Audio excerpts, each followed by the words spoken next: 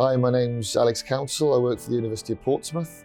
I'm a faculty technical advisor in the Faculty of Creative and Cultural Industries.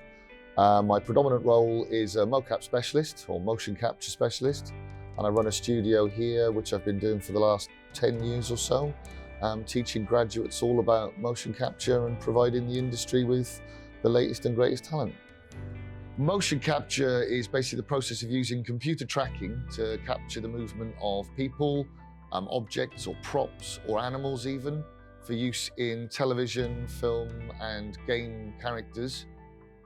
By using specific cameras and software, we can track their movement and then generate a digital skeleton that then can be used to drive any kind of digital character within a game engine or within visual effects software. So the technology we've got in our studio is a Vicon system, which uses 20 cameras that actually see the markers placed on the actors and track those in real time, and can then record and generate skeletons to drive the characters from those markers. When we were scoping hardware for the Fatherland project, off-the-shelf solutions are not always ideal. So it's better to work with a supplier like Novotec, who can listen to the requirements of the project and deliver, a bespoke hardware solution which is geared to the needs of the project, rather than trying to find an off-the-shelf solution that might not fit all of our requirements. The initial kind of capture station needs a very fast network card, because the cameras effectively run over Ethernet. So trying to take the feeds from 24 megapixel cameras in without any drop-in frames is important to have a very high bandwidth and a server network card.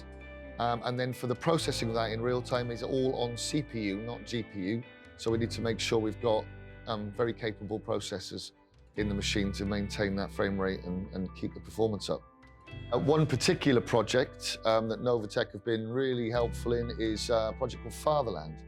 It initially started through the Digital Catapult in London, where we were awarded money to build a prototype to explore using live motion capture and VR on a stage for a theatre play.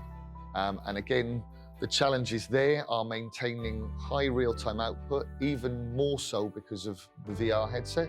We're using a HTC Vive Pro, which needs 90 frames per second. So any visuals generated cannot fall below that, otherwise the person on the stage will feel motion sick. And we don't want someone throwing up on stage during a live performance. And then through to projection and keeping that and everything, maintaining the frame rate between projection and headset to give the audience the best experience.